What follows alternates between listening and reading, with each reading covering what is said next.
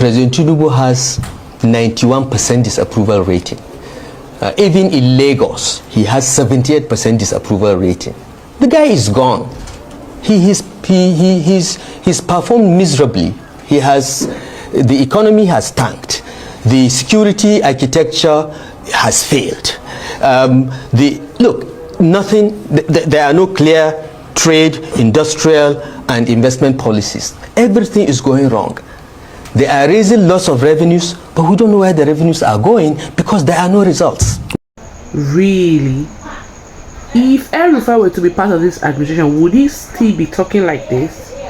Or is it because it's not benefiting from this present administration? That's why it's like this? Because dear brother, that's true.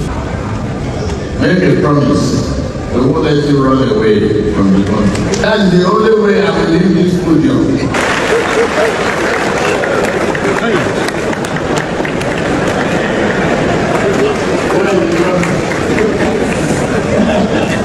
You make the promise.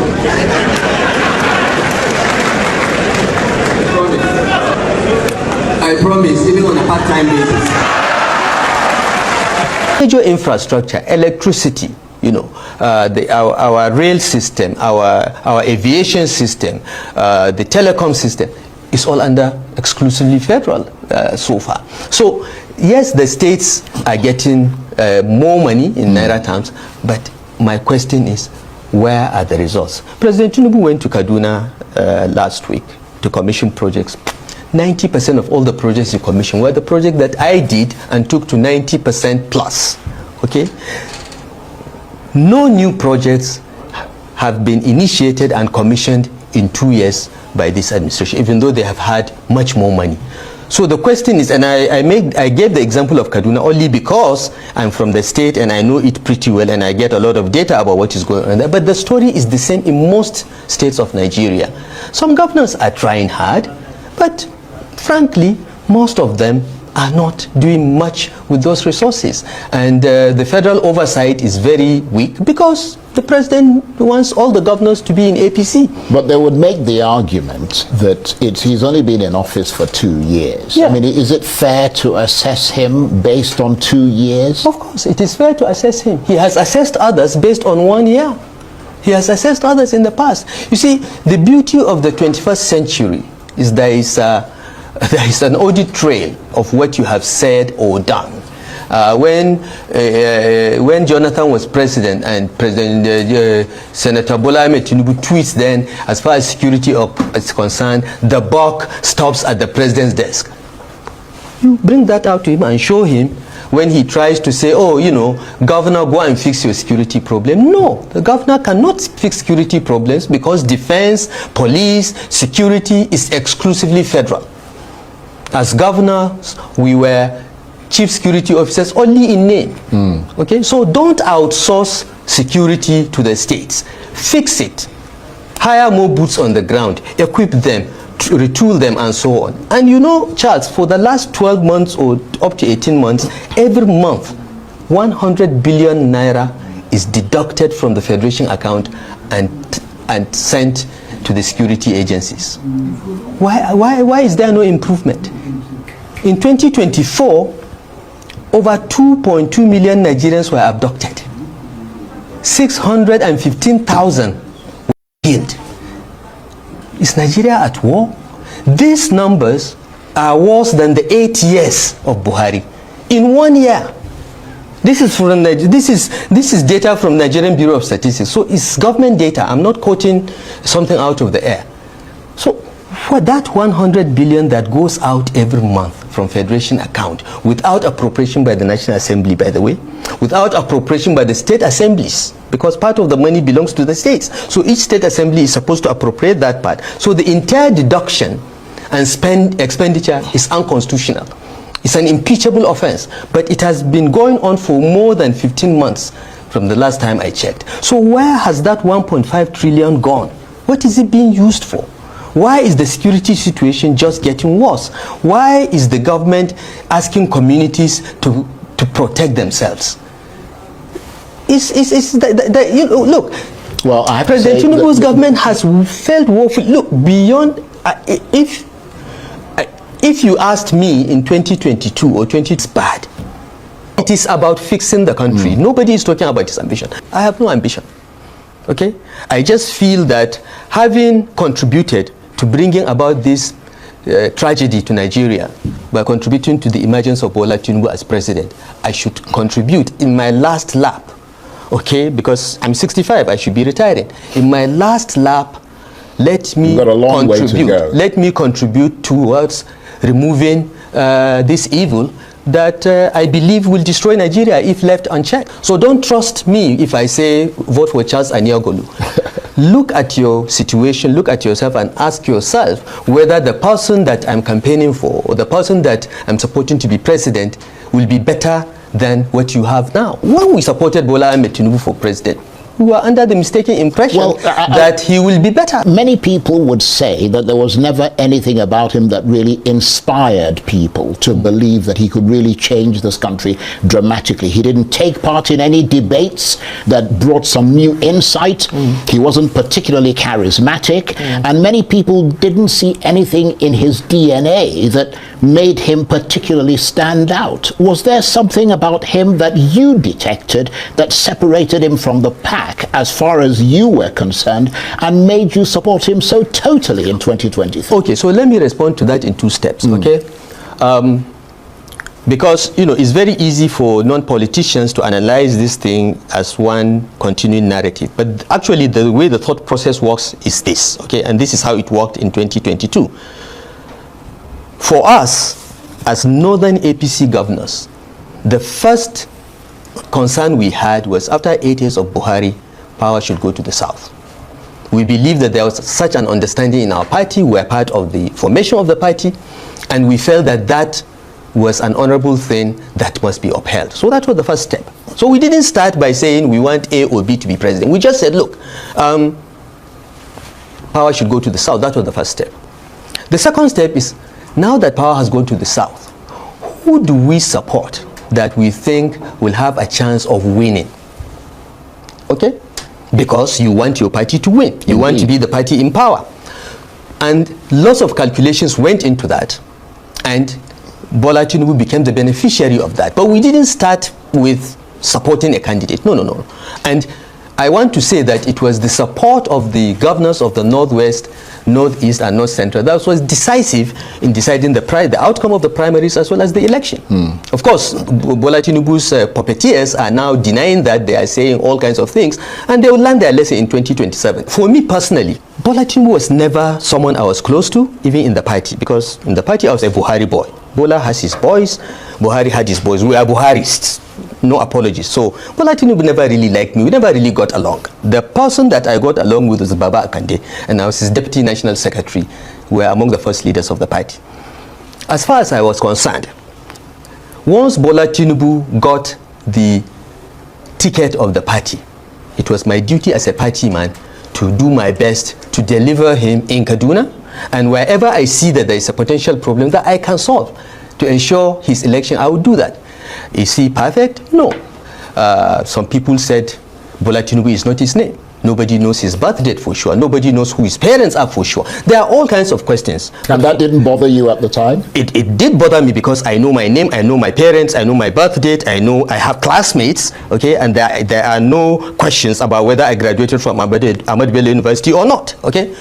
All those questions were there about about Tinubu. But for me, the question was, he was governor of Lagos, yes? How did he govern Lagos? He governed Lagos in a very inclusive manner. He had an Igbo guy as a commissioner. He had another Hausa man from Daura as one of his special advisors. In Lagos, in 1999, that was almost unique. He ran an inclusive government. After winning the elections with the Agberos and all that, he went and got the Cardosos, Wale Eduns, Yemi Osinbanjos from the private sector to come and help him run the government. So he did a decent job in governing Lagos. That's the only thing we know about him as far as governing is concerned. You know, Charles, every saint has a past. Every sinner has a future, okay? The way I looked at it is, well, look, he did a decent job in Lagos. Lagos has improved. You can't deny that. He laid a foundation. Many people have issues about how he held on to Lagos and so on and so forth. But the place is improving. If he can do half of that, on a pan-Nigeria level, this country will move forward. So I said, look, he's the candidate of the party. I will support him. I will do everything to ensure he wins. So that's my explanation. Right. Now, fast forward. He's failed you. Fast forward. As you he said. has. Look, the one thing I was almost confident President Tinubu would do would be to have a competent team, solid people. Look at his cabinet. It's a joke. The largest cabinet in Nigeria's history. Maybe there are 5 ministers that can be called ministers in the time I was minister, which was 20 years prior. Okay? Who is the Ngozi Okonjo-Iweala in that cabinet? Who is the Obi Ezekwesili? You know, there is just no quality. As I said, apart from about 5 you could of ask them. the same question. Yeah. Who is the Nasir El-Rufai? Well, I don't know. I don't want to go to that level. Well, the reason okay? I bring that up is that Yeah. a lot of people will be saying that you're saying these things because you didn't make it into the cabinet when you expected to do so. And I'm wondering if that, what some interpreted as a slap in the face for you. Anytime I wake up and I see the Tinubu government inflicting more pain on Nigerians and just bungling governance, the simplest things in governance that I knew when I was DG of BP, these guys can't even get it together. Whenever I see that, I thank God, because I think God saved me. I'm a very lucky person. I think God saved me from the embarrassment of having to explain to be part of this disaster. Okay, so I've never thought twice about it. I never sought to be minister. I was minister 20 years before. That's nothing. Tinubu begged me. And to your credit, okay? you did a superb job as Minister of Abuja. Thank you very much. Everybody would agree to Thank that. you very much. Okay, my record is there. All right. So Tinubu begged me publicly. The videos are there to serve in his cabinet. He requested me to change my personal life plans. Okay, so those that I say is because he dropped me. How can I be unhappy about something that I never sought, it was actually an imposition on me? I had to change my plans. I had to put my PhD on hold. I had to do many things because of his request. So it has not happened. It has not happened. I'm grateful to God that it has not happened, because I don't have to explain to Nigerians why electricity is this way, the economy is going this way, the exchange rate is going that way, and so on. I don't have to explain that. Right. We have to ask the people to make up their minds. Do you like what is happening? This is just 2 years, okay?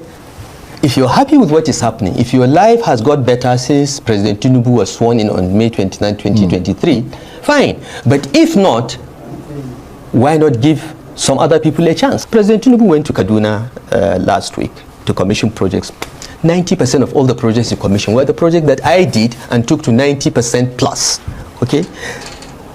No new projects have been initiated and commissioned in 2 years by this administration, even though they have had much more money. So the question is, and I gave the example of Kaduna only because I'm from the state and I know it pretty well and I get a lot of data about what is going on there. But the story is the same in most states of Nigeria. But they would make the argument that he's only been in office for 2 years. Yeah. I mean, is it fair to assess him based on 2 years? Of course, it is fair to assess him. He has assessed others based on 1 year. He has assessed others in the past. You see, the beauty of the 21st century is there is an audit trail of what you have said or done. When Jonathan was president and Senator Bola Ahmed Tinubu tweets then, as far as security is concerned, the buck stops at the president's desk. You bring that out to him and show him when he tries to say, oh, governor, go and fix your security problem. No, the governor cannot fix security problems because defense, police, security is exclusively federal. As governors, we were chief security officers only in name. Okay, so don't outsource security to the states. Fix it. Hire more boots on the ground. Equip them, retool them, and so on. And Charles, for the last 12 months or up to 18 months, every month, 100 billion naira is deducted from the federation account and sent to the security agencies. Why is there no improvement? In 2024, over 2.2 million Nigerians were abducted. 615,000 were killed. Is Nigeria at war? These numbers are worse than the 8 years of Buhari. In 1 year. This is data from Nigerian Bureau of Statistics. So it's government data. I'm not quoting something out of the air. So For that 100 billion that goes out every month from Federation account, without appropriation by the National Assembly, by the way, without appropriation by the state assemblies, because part of the money belongs to the states. So each state assembly is supposed to appropriate that part. So the entire deduction and expenditure is unconstitutional. It's an impeachable offense, but it has been going on for more than 15 months from the last time I checked. So where has that 1.5 trillion gone? What is it being used for? Why is the security situation just getting worse? Why is the government asking communities to protect themselves?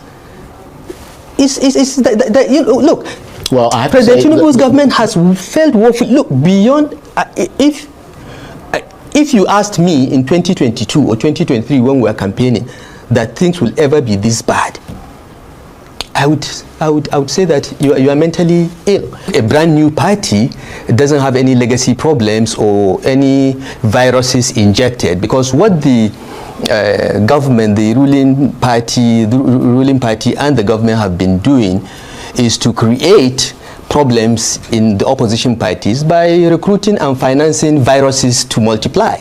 This is what is happening in the Labour Party, the PDP, and even the NNPP. And the Constitution and the Electoral Acts are very, very clear about the qualifications for registering a new party. Many of us do not believe that under the current leadership of INEC, a new party will be registered, because Dr. Mahmoud Yakubu is not Jega, and President Tinubu is not Jonathan. Okay, those were the people in charge when the APC was registered, and many were pessimistic about the prospects of registering a new party, but we said, let's try it anyway. Let's show that INEC is not independent. Let's show that this government is interfering to ensure there is no opposition. INEC is treading on a very narrow path here. It has an opportunity to show its independence, and it should prove its skeptics wrong. You are dealing with a mischievous government and party that is totally immoral. They will do anything to eliminate all opposition. Wow, that is rich coming from an El-Rufai. So an El-Rufai can call APC immoral.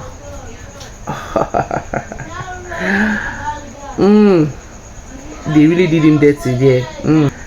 If he was part of this immoral government like he claims, would he be able to talk bad about them like this? And that strong allegation about Tinubu withdrawing 100 billion from the Federation's account, that's huge. I hope he has evidence. We must force free and fair elections on INEC and Tinubu in 2027. We must force it. If we don't force it, then forget it. No need for any elections. The only option, and it's clear that Tinubu wants to continue beyond 2027 as president of Nigeria. He wants to. And he knows it, that in a free and fair election, he doesn't stand a chance. So the signs are there. He's not interested in a free and fair election. So if any candidate, Peter Obi, whether acting as an individual candidate or in a coalition, if he's to have a chance to be sworn in, if he's to prevent being rigged out again, then we must force free and fair elections on INEC. Electoral reforms alone will not do it. There are 4 solutions that we can use to force INEC to conduct free and fair elections. 4 solutions. I'll leave links to the 4 solutions in the description. These 4 solutions, if we implement them even 50%, then rigging in the election in Nigeria will be a thing of the past, gone and forgotten. Not even a 5-in-1 Tinubu will be able to rig 2027. Yes, 5-in-1 Tinubu. And I'm talking about Tinubu being the presidential candidate of the APC, Tinubu being the INEC chairman himself, Tinubu being the head of thugs and agbiros, Tinubu being the head of the judiciary, and Tinubu being the head of the security agencies. These are the 5 elements that you need to successfully carry out rigging in Nigeria. Now, if we put these 4 solutions into play, a 5-in-1 Tinubu cannot rig elections, because these solutions, they guarantee 100% election transparency. And that is the foundation for free and fair elections. Let's not get distracted. Tinubu knows he can't win a free and fair election. He knows. It doesn't look like he's planning to have free and fair elections. Just take a look at what he's doing with INEC. Take a look at what he's doing with the governors. Take a look at what he's doing in Nigeria. He knows his only option, if he wants to remain in power beyond 2027, now to rig. Now there is the issue of, coalition. I am happy that the coalition is taking shape. Finally, Peter Obi has come out to announce that he is for the coalition. In fact, he has even openly declared his willingness to do only 1 term so that power can return back to the north after 2031. He has declared that willingness. And he has also declared willingness to work with El-Rufai. And I believe that will be a game changer. That improves his chances a lot. But, and there is a big but, all of these coalition talks will only yield fruits if there is free and fair election in Nigeria. This is 2025, and we're talking about Tinubu, not 2015, and certainly not a Goodluck Jonathan. Goodluck Jonathan was free, gave INEC a free hand, and whatever happened in 2015 happened.